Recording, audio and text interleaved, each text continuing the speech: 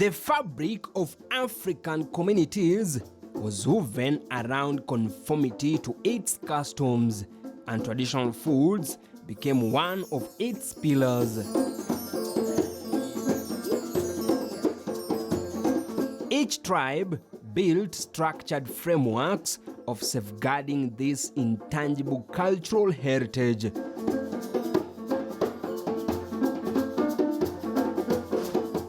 The hereditary traits were passed down generations through practices within a community, such as planting, harvesting, collecting, preparation, and consumption of food.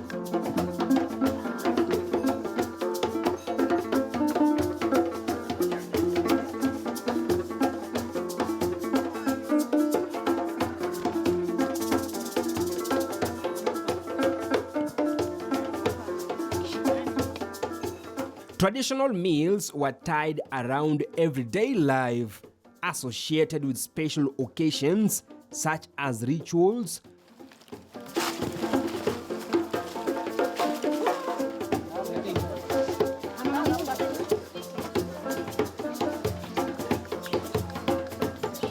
social practices, and festive events such as marriage.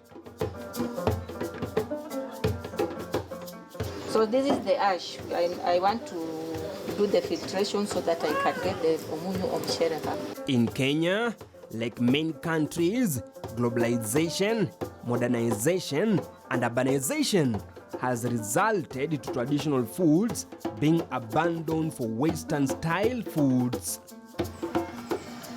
Despite being a Kalenjin, this is the very first time I'm having a taste of mursik. The culture, the meals that come with the cultural diversity, not so many people know about it. And this can be achieved in two ways. One is imparting the skills, but also if we were able to produce these meals and sell them as ready to eat, ready to cook. The younger generation is particularly affected, for they are no longer aware of traditional foods associated with the traditions and practices of their communities. An African woman was not expected to provide financially. Her role was to actually take care of the family at home by preparing the meals and also taking care of the children. Now, you had the whole day at home to do what you needed to do. Now, things have changed. We are actually expected to contribute financially. So if you expect the same woman to do what women did by sitting at home the whole day, I think that would be unfair. You know, there's no time. But I want to believe every woman cares so much about the family that if they had the skill and the time, they would choose to serve a healthy meal. So do you think African women have lost it all? Completely. When you visit homesteads, really, it's pathetic to see what families are served on the tables. The skill is just not there.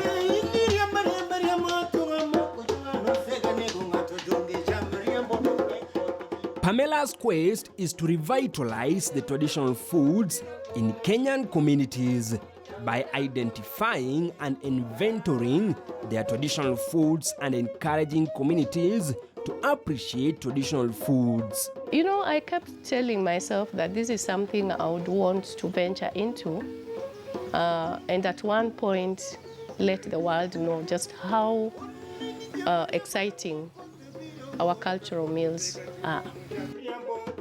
This passion gave birth to a Maika restaurant. While in employment, I had many opportunities to travel across the world. And one thing that stuck in my mind each time I traveled was how passionate everyone seemed to be about their culture, and more specifically about their cultural meals. But anytime I came back home, that wasn't the case in Kenya. We all know that Kenya has about 42 tribes with a diverse culture, meaning that the variety of meals are equally large. So we found Jamaica to really be the ideal name, and the fact that it also communicates how the food is prepared, because we prepare the food culturally. The restaurant had one objective: raising awareness in Kenya on the endangered diversity of its traditional foods. In 2006, Jamaica was born, November 2006. And at that time, we actually opened and were only serving Western Kenya cuisine. And we kept improving on the variety. 2009, I think we added the coastal meals. And 2 years later, 2011, we were able to serve all the cultural meals across the country. The skills that are available in the market that enables you to be able to produce and present these meals the way they ought to be done, they don't exist. So I had to slowly keep identifying the skills. And what I did is that I started working with organized women groups across the country, and that's how I was able to tap into the skill. And right now, Jamaica, of course, prides itself in being the only destination that serves all the cultural meals across the country. Pamela's target was young people from different Kenyan communities who had lack of information on the various foods within their communities, with an aid of developing a menu which provides an identity of traditional foods of every Kenyan community. The 42 tribes that we have are segmented in 7 distinct regions. So what we have done at Jamaica is picked what we consider signature dishes from each of the 7 regions and put it together as a meal. So what we are offering right now, which is our signature product, is a 7-course meal. And that meal gives the guest an opportunity to actually go to the 7 regions. It's actually a dining experience. What we do is take you on a cultural dining experience to the 7 regions across this country. I think with that, any guest would be able to appreciate the diversity of the country. At Jamaica, we also serve brown ugali. It looks like chocolate. And the ugali that is brown contains dried cassava. This is the cassava. It's called emioko in Luya. It also contains sorghum in Luya, amabere, and finger millets. These are a lot smaller, as you can see. The finger millet is called obre. So the 3 are combined in different ratios, and then we grind them into a flour. But they must be very dry and well cleaned. Otherwise, you taste some stone if you don't do it properly. As we ventured into this cultural adventure, the Isekuti resounding beats takes us to Luya land.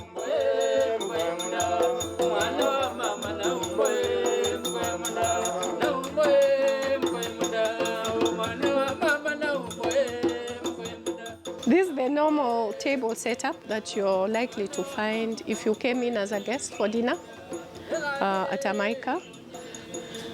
This is the traditional calabash that we will be using to serve the porridge from the Kamba community also.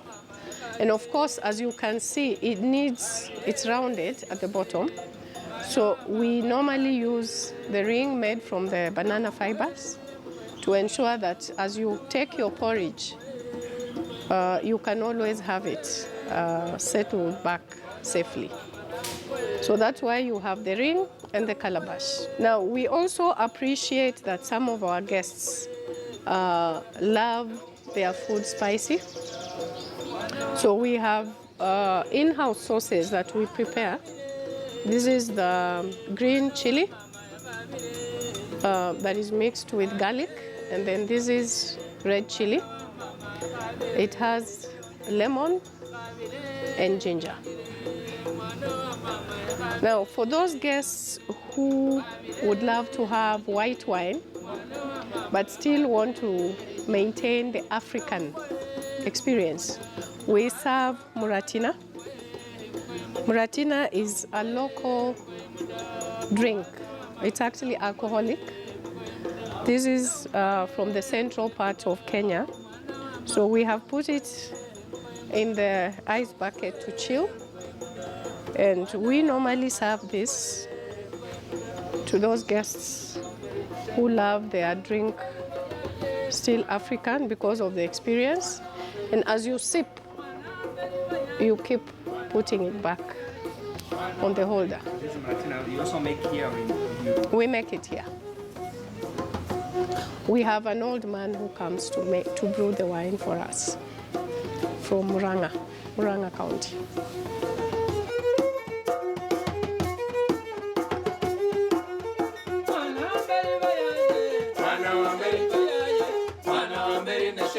Today, we will prepare pumpkin leaves, also known as liseveve, mixed with shimbuga. After washing, the stem, veins, leaves and midrib are removed before cutting. We are preparing liseveve. Liseveve is a highly nutritious vegetable. It's very high in mineral salts. So how do you Now, put this in English, it's called pumpkin leaves. Those of you who eat pumpkins may not be aware that the leaves make a very delicious vegetable meal. Now, what I'm doing right now is basically getting rid of the part of that leaf that sometimes tend to make it feel a bit rough on the tongue. So if you do not remove these bits that I'm removing, you will hear the people eating, whether it's at home or within the restaurant, saying that vegetable is rough, it's not smooth. And the reason is a lot of us do not understand that you need to actually remove the spiky bits. So by doing this, I'm getting rid of that. And then what we do to make it actually very tender, there's this vegetable. I think a lot of Kenyans call it mchicha or terere. You mix this with the pumpkin leaves. So this is good to go. You just simply cut into small pieces. Cooking is done in specific pots. Meat and vegetable cannot share the same pot, for it is a taboo. As for vegetables, ingalamu or wild mouth pot is used. This one is beef, the fillet part of the beef. We normally make smoked beef from the fillet. So this is the fresh fillet before it's smoked. So after smoking, this is what we normally get. We normally smoke it for 7 days. So this is the end product after smoking.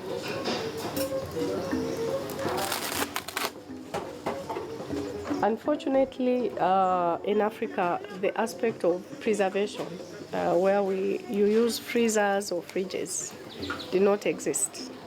So what options did we have? I think I'm aware of two, either sun drying or smoking. So in this particular case, what we do with the beef that we buy is to smoke it, and it takes 7 days to smoke it because you have to control the heat to ensure that it does not burn, and it's smoked and all the liquid is extracted. So after 7 days of smoking, you can store that beef away forever without worrying about the beef getting stale or going bad. A traditional tenderizer called mushereha is used in both vegetables and meat dishes. But one thing I can tell you is that when you meet an old man or an old lady whose diet is prepared traditionally, and one who eats meals that are prepared in the modern way, they are very totally different characters, even if they are the same age. And the reason is the omunyo mshereha is very high in calcium. So I believe calcium being what it is, it enhances the bone structure. That's why they remain very strong and upright, actually. They hardly stoop as they age. This is the powder for omunyu omshereha. We normally burn the banana peels or maize cobs. So after burning, this is the ash that we normally get from the peels or the maize cobs. So after that, the ash and water are put in a perforated tray or lushereho in order to allow mushereha to drip slowly, which may take hours.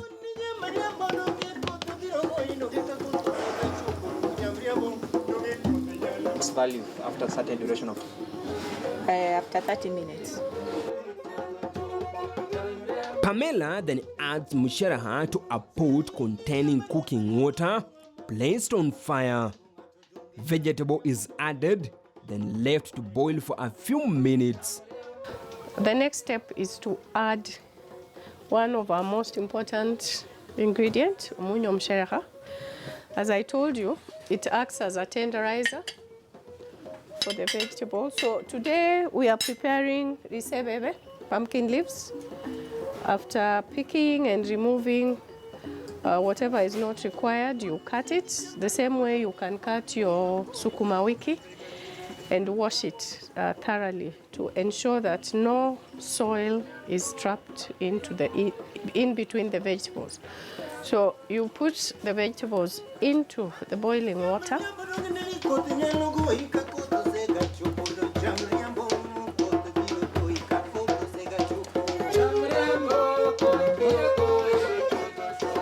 You allow it to boil.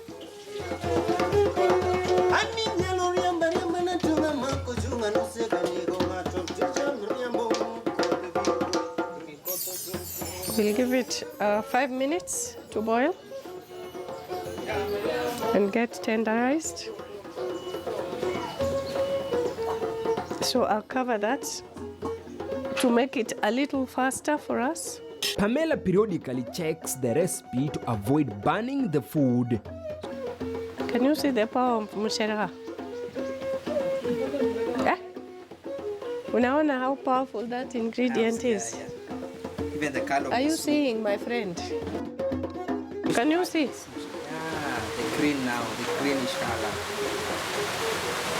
So we also have an ingredient called peanut sauce. The peanut sauce, we normally get them from the peanuts. Here are the peanuts.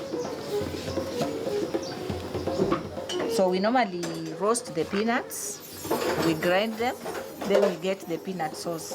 So the peanut sauce is like this after grinding. This is the peanut sauce. We use it in most of the smoked items. We normally put peanut sauce. We use it in smoked beef, smoked chicken, and smoked fish. And when it comes to vegetables, we put it in the pumpkin leaves. We call them disebebe. Salt is added, then other ingredients follow, including groundnut paste.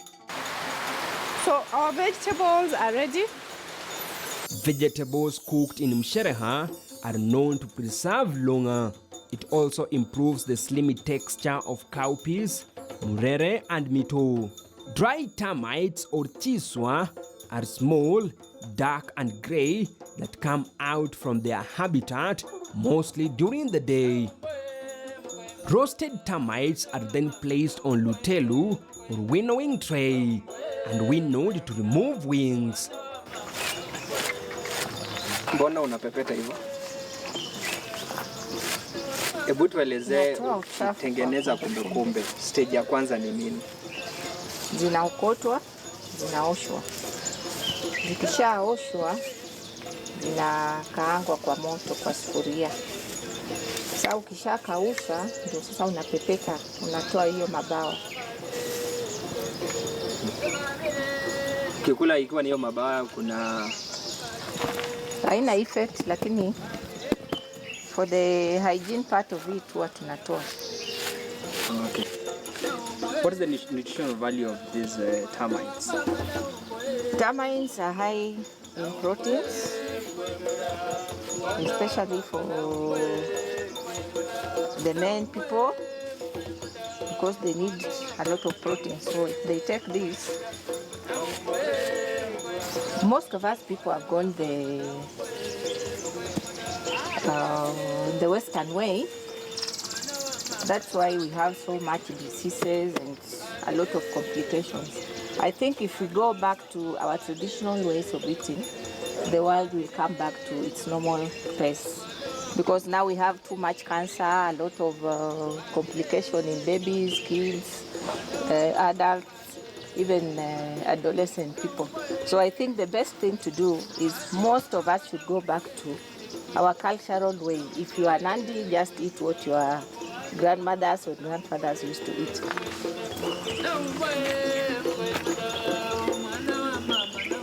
They are now ready for eating, either as a snack or served with ugali accompanied with our vegetables. Anytime you walk into Luya land, there are key recipes that you'll never miss. Cheese was just one of them. And I'm told that this is one of the key recipes that every diet of a Luya man should encompass. The secret behind it is shocking. As we traverse this cultural diversity at Jamaica, there is more that are yet to give you. Judith confirms that musharaha is used as a preservative for termites delicacy. Inaweza kaa hata for 1 year kwa sababu tuna preserve na omunyu omusharaha. Pamela confirms that musharaha prevents one from developing stomach problems after consumption. So Jamaica is not just a restaurant, I'll say it's a training ground for girls like you who have missed out this gap of having a touch of African culture. Is it so? Yeah, it's true that Jamaica is one of the best restaurants of the African cuisine to train to appreciate the culture. I've learned that we have the nyama isiche that is normally smoked or normally sun-dried for 7 days. Also, we have the tomato pata, which is the fish from the lake. It's not from the pond, we serve it from the lake. And normally it's served with the brown garlic, which is sorghum finger millet.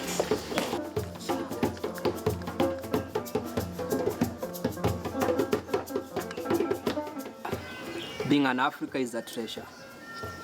African, real, indigenous meals. The hotel industry is dynamic and requires consistent and prompt adoption of customers' expectations of taste and preferences. This remains the biggest challenge for Pamela. Any local meal is perceived to be cheap.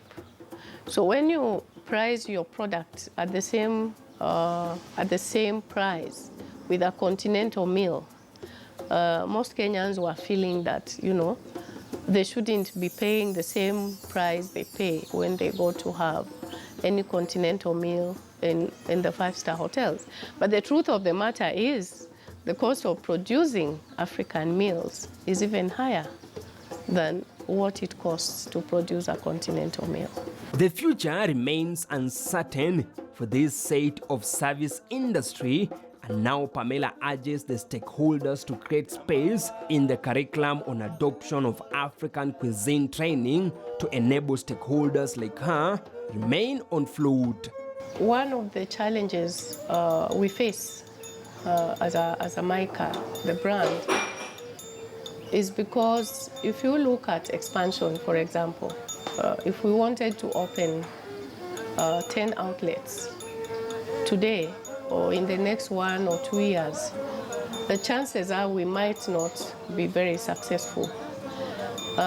Because if I wanted to hire a production team that can work in all the outlets, it means that I have to recruit and train these people and have them on the payroll for probably 6 months prior to doing what we need to do in the 10 branches. And remember, each time you hire, you can't be guaranteed of retaining the same number. So what we actually plan to do is to partner with institutions that are already in existence. For example, Italy. And we then come in and offer what they are not able to offer in those institutions. And that way you will actually be able to fill the gap. For Culture Quest, I'm Levis Msumba.